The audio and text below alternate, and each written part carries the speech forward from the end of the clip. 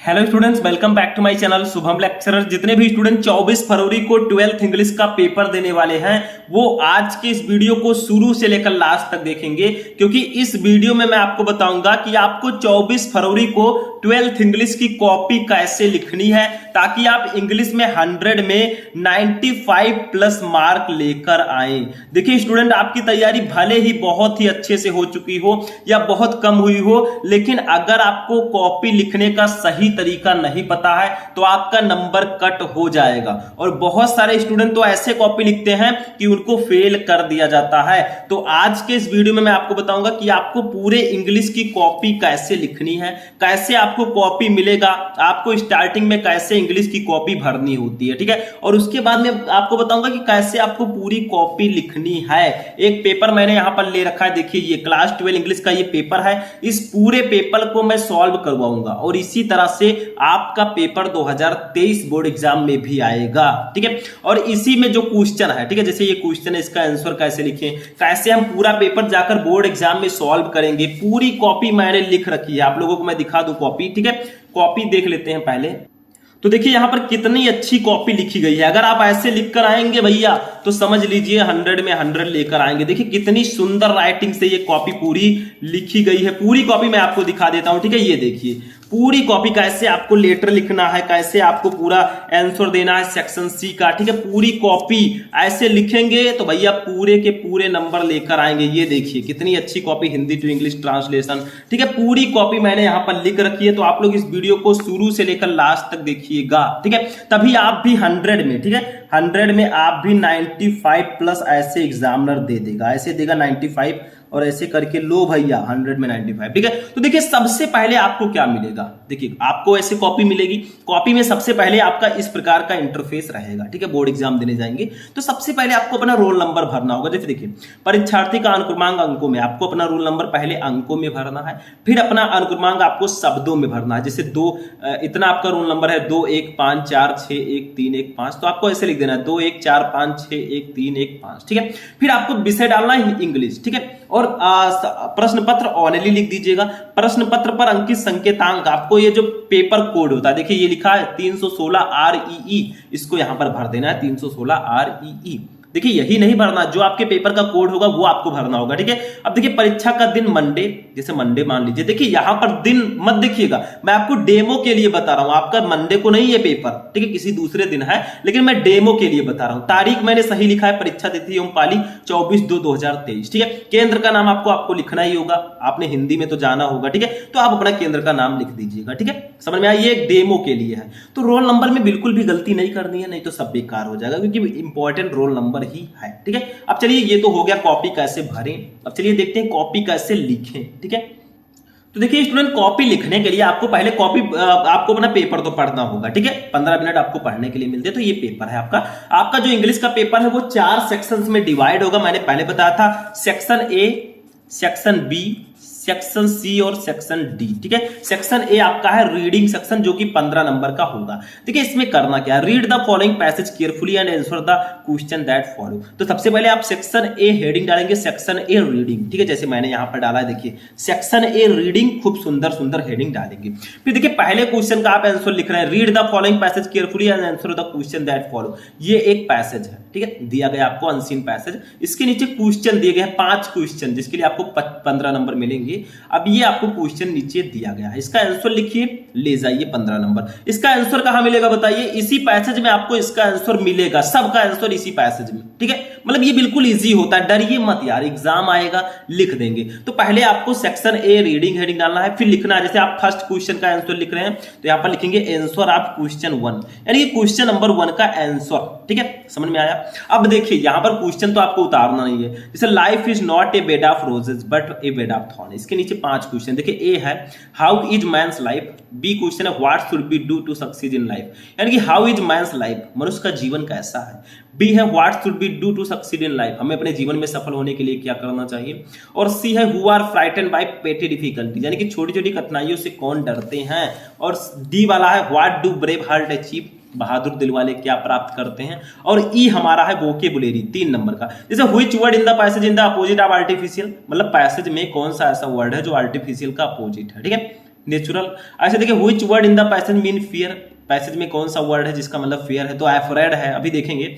Right the adjective for of मायरेकल, ठीक है। तो एक एक का आंसर लिखेंगे, देखिए ए बी सी डी करके हम आंसर लिखेंगे। पहले हेडिंग डालेंगे आंसर ए, देखिए हमने आंसर आप क्वेश्चन 1 लिख दिया, अब आंसर ए हेडिंग डालेंगे, ठीक है। ऐसे ए लिख देंगे, ठीक है। अब ए वाला क्वेश्चन क्या है कि हाउ इज मैन्स लाइफ, मनुष्य का जीवन कैसा है। तो सिंपल सा है, मनुष्य का जीवन जो है ये बेड ऑफ रोजेस की तरह नहीं है, ठीक है। ये मतलब डेंजर और डिफिकल्टीज से भरा है, तो लिखेंगे man's life is not easy, it is full of danger, difficulties and risk. यानी कि आदमी का जीवन आसान नहीं है, ये है खतरों, कठिनाइयों और रिस्क से भरा हुआ है, ठीक है। ऐसे देखिए बी वाला 3 नंबर हम क्लियर कर रहे हैं, ऐसे लिखना है, मतलब कॉपी कैसे लिखते हो वो मैं बता रहा हूं। बी देखिए what should B do to succeed in life, हमें अपने जीवन में सफल होने के लिए क्या करना चाहिए, तो to succeed in life we should take risk and sacrifice comfort, यानी कि हमें अपने जीवन में सफल होने के लिए रिस्क लेना चाहिए और अपने आराम को त्यागना चाहिए। सी देखिए who are frightened by petty difficulties, तो देखिए weaker heart who are not prepare to take risk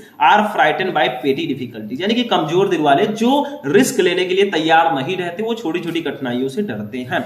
ई वाला देखिए what do brave heart achieve, यानी कि बहादुर दिल वाले क्या प्राप्त करते हैं, तो देखिए brave heart achieve fame and honour. अब आप कहेंगे सर आप तो बताते हुए जा रहे हैं, इसका आंसर कहां मिलेगा, तो सब है, देखिए यहां पर क्या लिखा है, brave heart achieve fame and honour, petty difficulties frightened, ये बीकर हार्ट, ये सब आपका आंसर इसी पैसेज में मिल जाएगा, ये ध्यान रखिएगा, ठीक है। मतलब इस वीडियो को बनाने का पर्पस है आप कॉपी कैसे लिखें, बाकी तो मैं बता ही चुका हूं। ई देखिए which word in the passage is opposite of artificial, यानी कि पैसेज में ऐसा कौन सा वर्ड है जो आर्टिफिशियल का अपोजिट है, तो वो है नेचुरल, ठीक है। दूसरा देखिए which word in the passage mean fear, इस पैसेज में कौन सा वर्ड है जिसका मतलब फियर है, तो एफ्रेड, एफ्रेड का मतलब भी डर होता है और फियर का मतलब भी डर होता है।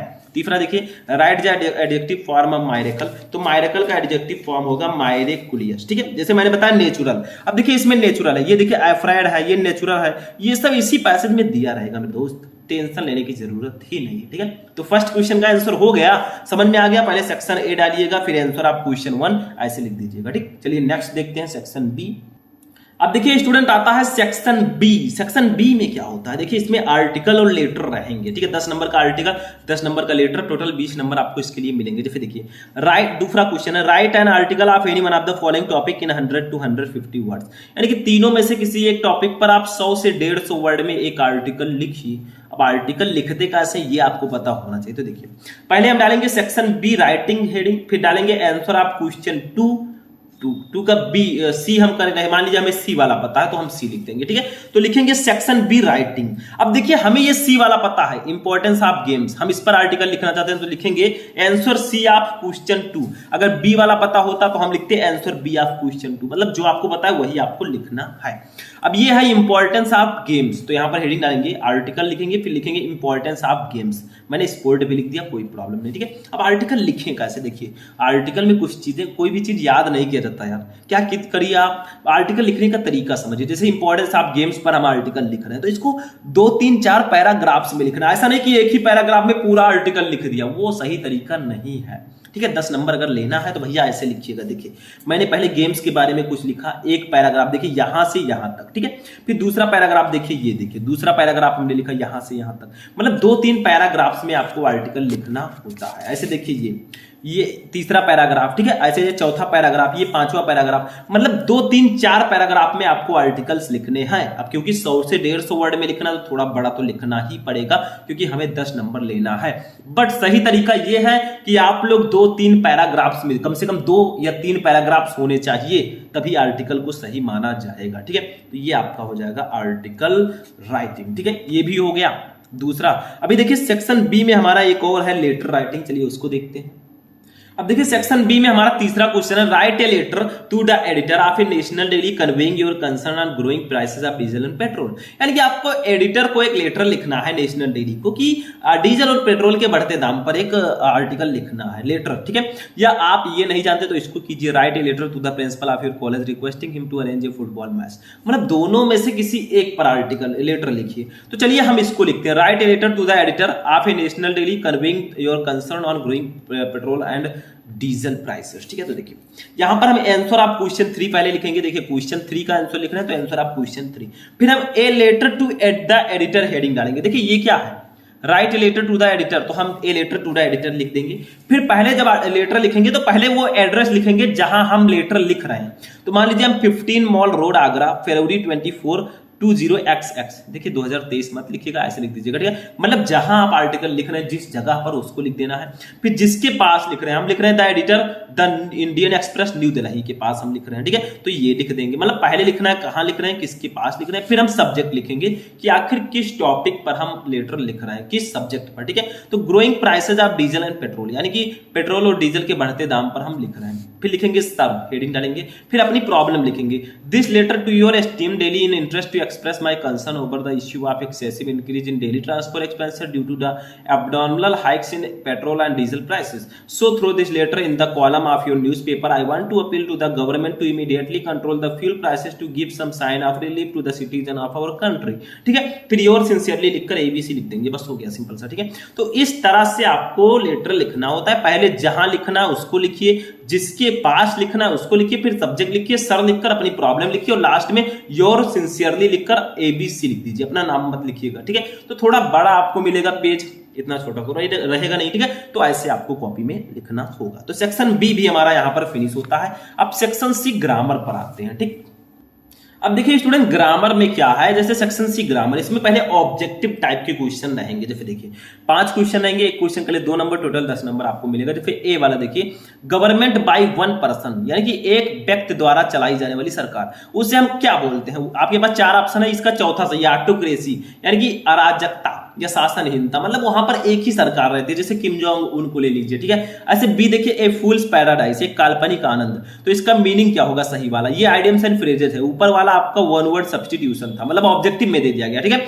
तो इसका हो जाएगा to live in a state of enjoyment based on false beliefs और होप्स, ठीक है। ऐसे सी का देखिए, the synonyms of cruel, cruel का सिनोनिम क्या होगा, तो मर्सीफुल होता है। मर्सीफुल का मतलब होता है, जैसे क्रूल का मतलब होता है जो दया न करता हो, तो मर्सीफुल का मतलब भी वही होगा, ठीक है।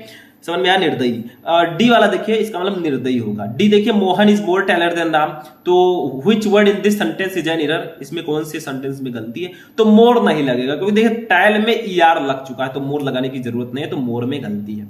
ऐसे ई देखिए, the antonym of optimistic is, इसका एंटोनिम होगा पेसिमिस्ट। तो देखिए पहले आप सेक्शन सी हेडिंग डालेंगे, फिर आंसर आप क्वेश्चन 4 डालेंगे। तो हमने लिखा सेक्शन सी ग्रामर, आंसर आप क्वेश्चन 4, देखिए 4 का आंसर लिख रहे हैं। अब ए का कौन सा सही है वो लिखेंगे, बी का कौन सा सही है वो लिखेंगे। जैसे ए का चौथा सही है तो हम लिखेंगे आंसर ए का चौथा सही है ऑटोक्रेसी, ठीक है। ऐसे आंसर बी का तीसरा सही है to live in a state of enjoyment, तो आंसर बी का तीसरा सही है to live in a state of enjoyment based on false beliefs और होप्स, ठीक है। सी का कौन सा सही है, the synonyms of cruel, cruel का सिनोनिम फर्स्ट सही है मर्सीफुल, तो आंसर सी का फर्स्ट सही है, मतलब ऐसे लिखते चला जाना। आंसर डी का 4th सही है मोर, तो आंसर डी का 4th लिख दिया। आंसर ई का 3rd सही है, तो आंसर ई का 3rd लिख दिया, बस हो गया। ये हमारा ग्रामर का ये वाला पोर्शन हो चुका है। लेकिन अभी ग्रामर खत्म नहीं होने जा रहा, 25 नंबर का ये आता है, तो अभी और भी है। चलिए इसको भी सॉल्व करते हैं। अब देखिए इसमें क्वेश्चन नंबर 5 का ए है। देखिए अब आता है direct, indirect, synthetic, transformation, syntax, ठीक है, ये सब। तो देखिए पहला है 5 का A, change any one of the following question to indirect speech, यानी कि दोनों में से किसी एक को इनडायरेक्ट में बदलना है, ठीक है। इसमें देखिए आपको सिंथेसिस करना है, दोनों में से किसी एक को, सी में ये करना है। तो देखिए 5 आंसर आप क्वेश्चन 5 पहले हम डालेंगे, आंसर आप क्वेश्चन 5। अब आंसर ए लिखेंगे। देखिए आंसर ए का मान लीजिए हमें फर्स्ट पता है my mother side mine is mortar, इसको इनडायरेक्ट में मैं बदल सकता हूं, तो बदल देता हूं। देखिए इसका फर्स्ट लिखेंगे my mother side that man is mortar, that लगा देंगे, मतलब डायरेक्ट से इनडायरेक्ट में बदलना है। तो आंसर ए करके ए का फर्स्ट लिख रहे हैं तो फर्स्ट लिखेंगे। अभी फर्स्ट नहीं पता होता, आपको सेकंड पता होता तो हम यहाँ पर सेकंड लिख देते, ठीक हो गया।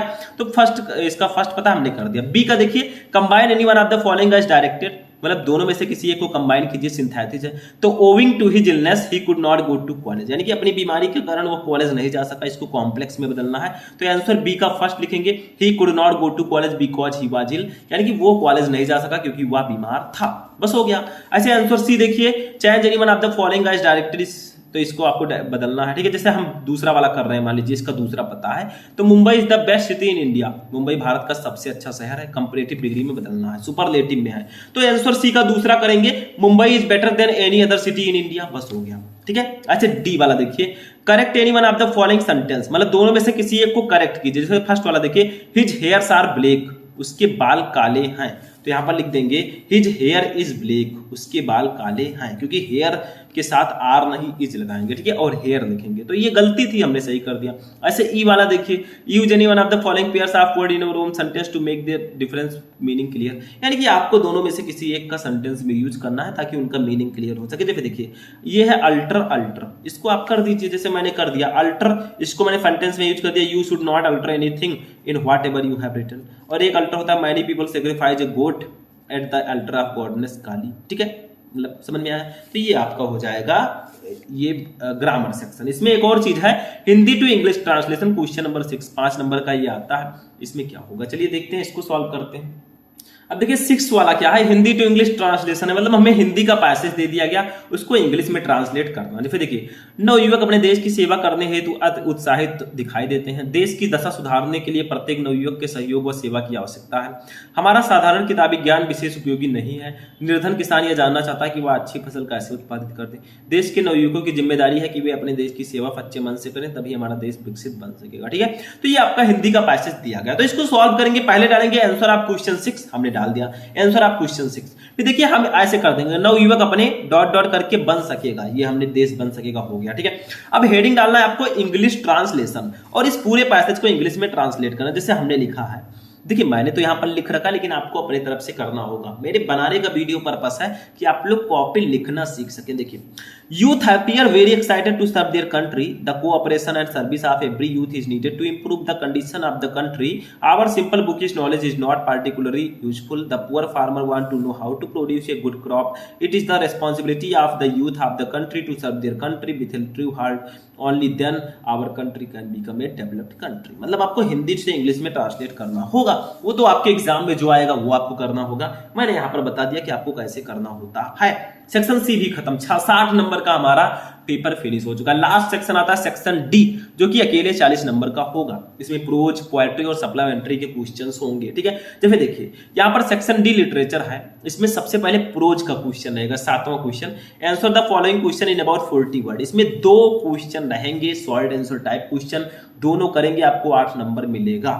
देखिए ए वाला है, What happened to the rat trap seller in the woods? यानी कि चूहेदानी बेचने वाले के साथ जंगल में क्या हुआ, ये पता है तो कर दीजिए, नहीं तो और लगाए। Why did Gandhi ji child the loyal, ठीक है, मतलब दोनों में से एक ही करना है। आंसर ए जो आपका ए है, इसमें 2 क्वेश्चन है, दोनों में से एक कीजिए, ठीक है। चलिए देखते हैं, तो देखिए इसमें 2 है, दोनों में से एक ही करना है। तो चलिए लिखते हैं, पहले डालेंगे हेडिंग सेक्शन डी लिटरेचर, फिर लिखेंगे आंसर ए ऑफ क्वेश्चन 7, या फिर आंसर ऑफ क्वेश्चन 7 लिख दीजिए। देखिए सेक्शन डी लिटरेचर डालेंगे, फिर आंसर ऑफ क्वेश्चन 7 डालेंगे। अब इसका पहले आंसर ए हम करना चाहते हैं, मान लीजिए ये वाला करना चाहते हैं, what happened to the rat trap seller in the woods, यानी कि रैट ट्रैप सेलर के साथ जंगल में क्या हुआ। तो हमने लिख दिया आंसर ए, फिर लिखा हमने, देखिए पूरा लिख दिया मैंने आंसर, ठीक है, यहां से यहां तक, मतलब कोई भी क्वेश्चन आ सकता है, आपको लिखना होगा, ठीक है, समझ में आया। यहां पर मनी कर दीजिएगा, मनी, ठीक है, तो ये आपका हो जाएगा। और ये फालतू के पेन्स ब्लैक ब्लू आप यूज कीजिएगा, ये सब पेन जो ग्रीन, रेड, येलो, ये सब मत यूज कीजिएगा, नहीं तो नंबर कट जाएगा। ऐसे बी वाला देखिए, बी वाले में भी 2 है, आपको एक करना। जैसे देखिए why did the peddler consider the world as a rat trap, ये कीजिए, नहीं पता तो what did the instructor do the train Douglas, ठीक है, डू टू ट्रेन डगलस, तो ये आपका हो जाएगा। तो हमें मान लीजिए ये वाला पता है, कौन सा, देखिए ऐसे कर देंगे, खूब अच्छे से सुंदर सुंदर लिखिएगा, ठीक है। तो हमें मान लीजिए बी का ये वाला पता है, why did the peddler consider the world as a rat trap, तो हमें ये पता है, हमने इसका आंसर ऐसे लिख दिया, बस हो गया, सिंपल सा है, बस आंसर ए बी हमने लिख दिया। चलिए अब आगे बढ़ते हैं नेक्स्ट, ठीक है। अब देखिए प्रोज से 2 क्वेश्चन तो सॉल्व हो गए 8 नंबर के, लेकिन एक लॉन्ग क्वेश्चन भी आता है 7 नंबर का, यानी कि प्रोज टोटल 15 नंबर का होता है। तो देखिए 8वां question, answer any one of the following question in about 80 words, यानी कि आपको दोनों में से किसी एक क्वेश्चन का आंसर 80 शब्दों में देना है, 7 नंबर का आता है। जैसे मान लीजिए हमें ए वाला पता है, what was the scene inside the class when French reach the school, यानी कि जब फ्रेंच स्कूल में पहुंचा तो क्लास के अंदर का दृश्य कैसा था। तो हमने देखिए आंसर ऑफ क्वेश्चन 8 पहले हेडिंग डालेंगे ऐसे, फिर आंसर ए करके आपको लिख देना है। आप देखिए इतना बड़ा मैंने क्यों लिखा, क्योंकि देखिए आपको 80 शब्दों में लिखना है मेरे भाई, तो 80 शब्दों में लिखने के लिए थोड़ा बड़ा तो लिखना पड़ेगा, क्योंकि 7 नंबर का अकेले है। तो ऐसे आपको लिख देना है, जैसे मैंने यहाँ पर लिखा, मैं पढ़ूंगा नहीं, क्योंकि कॉपी कैसे लिखें ये मैं बता रहा हूँ, ठीक है। पढ़ के ये सब तो मैं क्वेश्चन करवा चुका हूँ, तो ये आपका हो गया आंसर ए, ठीक है। तो इसका लॉन्ग क्वेश्चन भी हो गया। अब चलिए पोएट्री पर चलते हैं, देखते हैं। तो हमारे प्रोज के 15 नंबर क्लियर। अब देखिए पोएट्री, पोएट्री में 6 नंबर का स्टैंजा आएगा, 4 नंबर का सेंट्रल आइडिया, 10 नंबर के क्वेश्चन इससे भी आएंगे। देखिए तो फिर read the following extract carefully and answer the question that follow, यानी कि आपको ये इस स्टैंजा को केयरफुली पढ़ना है, इस एक्सट्रैक्ट को, और इसके नीचे 3 क्वेश्चन है ए बी सी करके, इसका आंसर देना है 2 क्वेश्चन, एक क्वेश्चन के लिए 2 नंबर, 3 क्वेश्चन है 6 नंबर आपको मिलेगा। जैसे देखिए a thing of beauty is a joy for ever, its loveliness increase, it will never pass into nothingness but will keep a bower quiet for us and sleep. ठीक है, हो गया। अब देखिए full of sweet dreams and health and quiet breathing. अब देखिए question number A है how does a think of beauty make a lasting impression. ठीक है, अब इसका आंसर लिखना है। तो पहले तो हम आंसर ऑफ क्वेश्चन 9 हेडिंग डालेंगे, फिर ए थिंग लिखकर डॉट डॉट करके ब्रीदिंग लिखेंगे। देखिए आंसर ऑफ क्वेश्चन 9, फिर हमने ए थिंक ऑफ ब्यूटी लिखकर ए थिंग ऑफ ब्यूटी, थिंग रहेगा, इसको जी कर दीजिएगा, थिंग थिंग। ठीक है, तो ये जी हो गया। ठीक है, अब डॉट डॉट करके ब्रीदिंग लिख देना। अब देखिए इसमें ए बी सी करके 3 क्वेश्चन है। पहला क्वेश्चन है how does a think of beauty make a lasting impression, तो हमने लिख दिया beauty makes a permanent impression on our minds as it remains fresh in our memory, in fact the impact of the beauty of nature increases with the passage of time. ठीक है, ऐसे B वाला हमें लिखना है how does the loveliness of beauty increase, तो beautiful things make an everlasting impression on man's mind and soul, recording a beautiful thing only increases its beauty with the passage of time. ठीक है, ऐसे C वाला देखिए, C वाला what does the poet means by but will keep a bower quiet for us. ठीक है, मतलब इसका मीनिंग क्या होगा, तो देखिए लिखेंगे to keep a bower means to keep a shade for us where we can relax in this poem, the poet means that if we build good deeds we will get a peaceful place in the heart after hereafter. हो गया, बस simple सा है। तो A B C करके हमने लिख दिया। अब आप कहेंगे सर आप तो पढ़ते चले गए, अब हम क्या करेंगे, तो देखिए आपको अगर पैसेज जो आपको स्टैंजा दिया गया इसका मीनिंग पता है तभी आप इसका आंसर अच्छे से लिख पाएंगे, नहीं तो आपको सोच सोच कर लिखना पड़ेगा। ठीक है, समझ में आया? तो इसमें कोई ट्रिक नहीं है, मैं बता दूंगा भैया यही पढ़ लो। अब आते हैं 10वें क्वेश्चन पर, पोएट्री सही है central idea. Write the central idea of any one of the following poems. A है कीपिंग क्वाइट, बी है माई मदर एट 66, सी है आंट जेनिफर टाइगर। तो मैंने बताया 3 सेंट्रल आइडिया आपके बोर्ड एग्जाम के लिए सबसे ज्यादा इंपॉर्टेंट है। सबसे पहला है कीपिंग क्वाइट, दूसरा है ए थिंक ऑफ ब्यूटी, और तीसरा है माई मदर एट 66। तीनों याद कर लीजिएगा। ठीक है, तो चलिए इसमें से एक पर सेंट्रल आइडिया लिखते हैं। तो देखिए सबसे पहले ये 10 नंबर क्वेश्चन है। अब 10 का हमें मान लीजिए बी वाला पता है, माई मदर एट 66, तो हम ऐसे हेडिंग डालेंगे आंसर ऑफ क्वेश्चन 10, इसका बी माई मदर एट 66, फिर सेंट्रल आइडिया लिखकर हेडिंग हम लिख देंगे। ठीक है, मतलब आंसर ऑफ क्वेश्चन 10 हम 10वें क्वेश्चन का आंसर लिख रहे हैं, इसका बी वाला हम लिख रहे हैं माई मदर एट 66, तो ऐसे हेडिंग डालेंगे, फिर सेंट्रल आइडिया हेडिंग डालेंगे और लिखेंगे।